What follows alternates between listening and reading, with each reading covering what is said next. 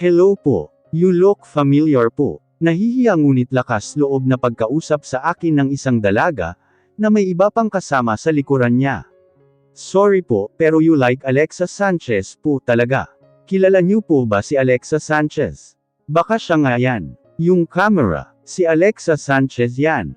Hindi pa man nasasagot ang katanungan, ay nag-uunahan na ang mga kasama niya sa pagbunot ng mga cellphone, upang itutok sa akin ang camera ng mga iyon. Matamis akong ngumiti sa kanila. 3 years na may nakakakilala pa sa akin. Iyon na ang cue nila para magtilian, at magunahan sa pagpapapicture. Kumpara sa bansang China na walang nakakakilala kay Alexa Sanchez, dito sa bansa ay may nakakilala agad sa akin. Hindi ko maiwasang matuwa, at tanggapin ang paghingi nila ng permiso sa pagkuha namin ng mga larawan. Hinay-hinay lang mga sir, ma'am.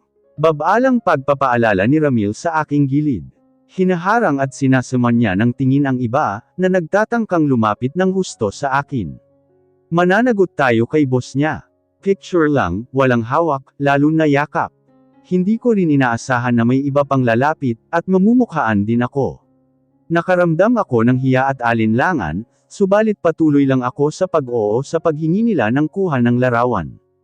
What is happening? Nang bumalik si Isagani, na siyang may karga-karga kay Dushel galing banyo, ay nagugulat siya dahil kinukuyog na ako ng mga tao, at nahihirapan si Ramil na tabuyin ang ibang nakapagpa-picture na.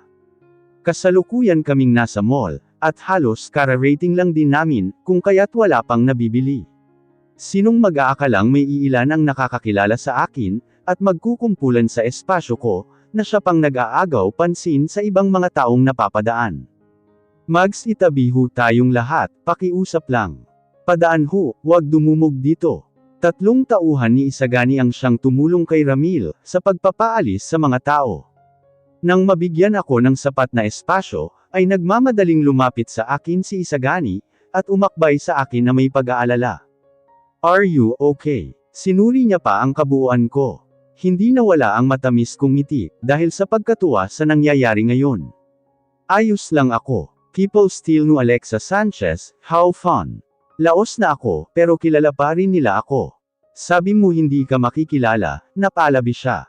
I was right, dapat nag-disguise ka. Let's buy at least shades and a cap. Okay. Natutuwa kong niyakap ang dalawa kong braso sa baywang niya. Sa paglalakad ay nilalaro-laro ko ang kamay ni Dushel, sa bisig ng kanyang papa. Habang ang mga tauhan ni Isagani, ay patuloy pa rin sa pagtataboy sa mga taong sumusunod, at nakikisyoso sa amin. Bakit may kasamang ibang lalaki si Alexa Sanchez? Mag-asawa na sila ni Brantley di ba? Anak nila yun, di ba?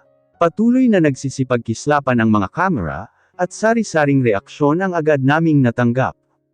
Okay lang ba na sumabak ako sa showbiz, my husband? Paglalambing ko pang tanong sa kanya. He chuckled, saka dinampihan ng halik ang aking noo. Of course my wife. Do whatever you want. Palagi lang akong nasa likod mo. Kahit na maraming mambash sa akin. Paano kapag pinagmumura ako ng mga tao, at sabihan ako ng masasakit na salita? Hindi lang ako, pati kayo ng anak natin. They will surely throw us hurtful things. Nakita ko ang pagtalim ng mga mata niya. Then, that will be the last thing they could ever say, before their lives end. Huwag kang mag-alala, ako nang bahala. Napalunok ako sa sinabi niya. Biro lang, paniguradong kapag tumapak ako sa showbiz, hindi ako yung mapapahiya. I mean, hindi tayo ang mababash. Mayroon na akong naiisip na entry, at gustong mangyari. Hindi ko tuloy maiwasang hindi manabik sa iniisip na iyon. Alexa Sanchez is long gone, but Alexa Santiago will show up. Is that so? Mas hinigit pa niya ako papalapit sa kanyang katawan, kung kaya't bumagal ang paglalakad namin. Kung mabigatan ka man, just tell me, and just drop the names of those na nagpapahirap sa'yo sa kung anuman gawin mo. Understood. Bumalangkas tuloy sa alaala ko, noong masaksihan siyang may kapit-kapit na armas at magpaputok. It was quite scary. But thinking about it now, he was so sexy with a gun. Napailing-iling ako sa iniisip. He almost finished someone that day. Kumusta naman kaya si Danilo? Mukha pa naman siyang inosente, na ginamit pa ni Raquel. What? Di ka sang-ayon sakin. Napaasek siya at natauhan ako. Hindi. Oo naman, sasabihin ko sa'yo lahat mahal. I swear I won't lie and will never deceive you. I am valuing your trust in me, I won't disappoint you. Sunod-sunod kong saad. Nakahinga siya ng maluwag. Alright, I will always believe you. Bukod sa mga taong umaaligid-aligid sa amin na agarang tinataboy nila Ramil, ay naging payapa ang paglilibot naming pamilya sa mall. Hindi naging problema ang mga bitbitin, hindi tulad ng inaasahan ko. Dahil lahat ng mga pinili namin, ay ibinabalot at sila mismong pinapa-deliver ni Isagani sa address ng mansyon, tsaka kami pupunta sa ibang store, mamimili, iswipe ang card, saka ipapa-deliver sa mansyon. This is my first time shopping with him, kaya namamangha ako sa pamamaraan niya. Hindi ako nahihirapan kung alin sa pipiliin, o hindi ang bibilhin ko, dahil lahat ng matingnan o mahawakan ko, walang pag-iisip na sinasama ni Isagani sa pagbili. Kahit nga walang kakwentang bagay, basta pagtuunan ko ng pansin, ay sinasama na niya. A life with a billionaire husband. Nakakatuwa, nakakapanabak, nakakakilig. Gusto kong gumawa ng YouTube account para mag-vlog, at painggitan ang lahat ng viewers na mayroon akong asawang bilyonaryo, at mahal na mahal ako. Many women want Isagani Santiago, but he only wants me. Ako ang nagwagi, kahit hindi ako lumalaban noon. Pero kung may magtangkang umagaw sa kanya ngayon, hinding-hindi na ako makakapayag. Makikisapakan ako kung kinakailangan. What's with the dark face? Pukaw niya sa akin. Aren't you happy? May hindi pa tayo nabili. Come on, we have ours in the world to buy everything you want. Umakto siyang sinusuyo ako. Sunod-sunod akong umiling-iling, at dali-daling ngumiti ng malaki. No, it's not that. May naisip lang ako. Ano? Kuryoso niya akong niyakap mula sa likuran. Hoy, nasa public place tayo. Tinapik ko ang mga braso niyang nakapulupot na sa baywang ko. Ano munang nasa isip ng asawa ko? Pinamulahan ako ng pisngi. Wala naman. Iniisip ko lang na di ako makakapayag, kapag may umagaw sa'yo mula sakin. Really? Sumigla agad ang tono ng boses niya. Anong gagawin mo pag may nang-agaw sakin? Ano pa? Tipikal na nangyayari sa mga teleserye. Wala akong pakialam, basta sasabunutin ko ang babaeng yun, kakaladkarin, at ipapahiya sa lahat ng tao. Malakas siyang napatawa, at binaon ang sariling mukha sa aking leeg, sa karoon hamalakhak. Pati paraan niya ng pagtawa ay nakakabighani. Really, hindi talaga ako makakapayag na may ibang babae siyang mapusuan. Iniisip ko pa lang, sumasakit na agad ang puso ko. Ayusin mo lang talaga Isagani. Pinalo ko ang braso niya. My wife, ikaw ang mahal ko. Aniya nang makabawi sa pagtawa, pinaulanan pa ako ng halik sa pisngi, noo at tainga. Ganyan din ako sayo. It drives me mad and crazy, knowing you're in the arms of another man. Natikom ko ang bibig ko at napahinga ng malalim, saka sinsero siyang hinarap. I never loved another man Isagani. The truth is, I never get to forget you, even for a single day. I never loved Brantley, and I never slept with him, or did these things na ginagawa natin, promise you my first and last love. Kahit na napag-usapan na namin ito nakaraang gabi, ay paulit-ulit ko pa ring ipapaalala ang pagmamahal ko sa kanya, na minsan ay hindi ko binahagi kay Brantley o sa ibang lalaki. I know his insecurity towards that man would not easily disappear just because we know the truth now.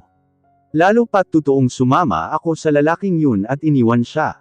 Hindi mababago ang katotohanang naging duwag ako sa pag-ibig ko sa kanya, at nagdesisyong humanap ng bago. Subalit sisiguraduhin kong unti-unti niyang malalaman, kung gaano ko talaga siya kamahal, na minsan hindi ko pa pinaranas sa iba. Uunti-untiin kong burahin sa isipan niya ang mga pekeng senaryong nabuo roon, sa pagitan naming dalawa ni Brantley. It will be hurt, but I won't stop. Until I completely erase his insecurity towards that man. Just like how he never stops finding me until he does.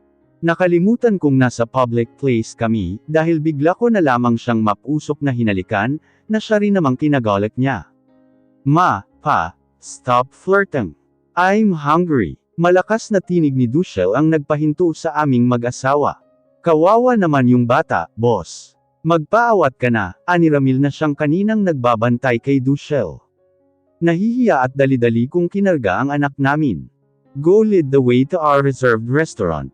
Yes boss. Sumunod sa akin si Isagani. Let me carry our son. Walk. I want walking. Pagrereklamo ni Dushel. Oh, gusto niya raw maglakad. Binaba ko siya at kinuha ang isa niyang kamay upang alalayan. Ganon din ang ginawa ni Isagani, kung kaya't nakapabagal ng paglalakad naming tatlo palabas pa lang ng shop. Nakakangalay din dahil sa liit ni Dushel, subalit hinayaan lamang namin siya, hanggang siya na mismo ang bumitaw, at maglakad sa sarili niyang mga paa na walang gabay. Kung dati ay ako lang ang masayang nanunood sa bawat hakbang na ginagawa ni Dushel, ngayon ay kasama ko na si Isagani, na siyang hindi mabura ang mga ngiti sa labi, habang pinapanood ang aming anak. Naging abala ang lahat ng tao sa mansyon, sa ilalim ng tuntunin ko, na paminsan-minsan lang sininasaluhan ni Isagani. Halos sa lahat ng oras ay hinahayaan niya akong magpasya at gawin ang gusto ko, at masaya pa siya sa ideyang iyon. At syempre, ako yata ang pinakamasaya. Davina, dahil malaki naman yang katawan mo, ba't di mo buhatin yang lumang sofa palabas ng mansyon? Huwag mong idiretso sa basurahan, dahil hindi naman sira-sira o madumi yan. Baka may isa sa mga trabahante ang gustong kumuha niyan, kaya i-display mo lang sa labas at alukon sila, pagtiyak ko sa aking utos sa kanya. Ganon na lang kalukot ang ekspresyon sa mukha niya. Ma'am Alexa, trabaho yan ng mga lalaki nating trabahante, ang magbuhat, para saan at hinir sila ni Sir Isagani. Kung aagawan ko lang din ng trabaho, tinaasan ko siya ng kilay. Gusto ko ikaw ang gumawa Panglalaki naman ang katawan mo, kaya kayang-kaya mo yan. Gusto kong matawa sa pagpangit ng ekspresyon niya sa mukha. Subalit ginalangan ko ang pag-arte ng arrogante. Ma'am Alexa, hindi naman po yata tamang. Isagani, this maid is disobeying me. Malakas kong sigaw kay Isagani, na siyang nakadungaw mula sa second floor, kasama si Dushel na naglalaro ng Lego. Subalit bago pa siya makapagsalita, ay kaagad nang nakakilos si Davina, upang buhatin ang malaking sofa. Pasensya na po ma'am, sir. Nagmamadali niyang sinunod ang iniutos ko, hanggang sa mapanood ko siyang makalabas ng pinto.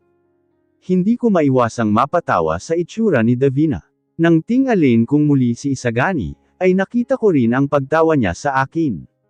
You're doing a great job my wife. Nag-thumbs up pa siya. Papa, help me find the parts. Dinig kong pangungulit sa kanya ni Dushel. Sinenyasan ko siyang atupagin ang anak niya na ginagawa siyang kalaro at alila, na agad naman niyang tinuunan ng pansin. Natutuwa rin ako sa kumpiyansa ni Dushel kay Isagani. Hindi siya katulad tuwing kaharap si Brantley. Palagi lamang siyang nakatago sa aking likuran, at hindi matingnan sa mga mata ang lalaki na yon. Samantalang kapag na kay Isagani, siya ay parabang napaka-komportable at panatag niya. Ma'am Alexa, natapos ko na hong itapon lahat ng basura, ano pang iuutos nyo? Pilit na pagbigay galang na tanong sa akin ni Baby. Umakto akong napabahing. Kaya pala may naamoy akong mabaho, ikaw lang pala. Oh, tanggalin mo na yung mga kurtina at ang outdated na ng mga yan tingnan. Don't even try to wash them, and bring them back. Ipamigay mo na yan sa kung sinong gustong kumuha. Gamitin mo ang nilabas ko. Yes po, tatawagan ko lang si Eza para tulungan ako. Ay hindi, ikaw lang ang inuutusan ko. May iba akong inutos sa kanya. Pero mataas ang pagsasabitan, hindi kakayanin ng isang tao, tingnan mo nga yung katawan mo. Kakasya dyan 2 o 3 katao. Magagawa mo yan mag-isa. Kayanin mo, kung hindi, pwede ka nang mag-impake ngayon pa lang. Natikom niya ang bibig niya, at matunog na napalunok. Gagawin ko na ho Ma'am Alexa, tinalikuran ko siya at naglakad patungong kusina. Ilang beses nilang ininsulto at kinawawa ang katawan ko. Kaya bakit di ko rin sila titirahin sa ganoong paraan ngayon? Hindi ako titigil hanggat sila na mismo ang sumuko, at kusang umalis sa mansyong to. Dahil ang tahanan namin, ay hindi tumatanggap ng mga anay. Lalo pat silang mga babae ang halatang may gusto kay Isagani. Anong malay ko at bigla nilang gapangin sa kama si Isagani. Iniisip ko pa lang ay kinikilabutan ng didiri, at naiirita na ako. Freya, ayos ka lang ba dyan? Kanina ka pa yata nagluluto, pahinga ka muna. Naupo ako at pinanood si Freya, na patuloy sa paghahalo sa malaking kawali. Nginitian niya ako ng pagkalaki-laki. Nako ate, okay lang ako rito, sanay na ang mga braso ko sa pagluluto. Tsaka maraming trabahante ang paniguradong nagugutom na. Kailangan mo ba ng tulong? Tulungan na kita dyan, tumayo agad ako. Hala ate, mananagot ako sa asawa mo niyan. Ano ka ba? Ika nga niya do whatever you want, wala lang to. Magaling din naman ako magluto, no? Wala siyang nagawa kundi ang hayaan ako. Nasa isip ko na ang mag-hire ng iba pang mga kusinira, dahil siya lang ang halos nagte-take over dito sa loob, magmula nang tinanggal halos lahat ni Isagani ang mga taong nagpapakain sa akin ng mga tirang pagkain noon.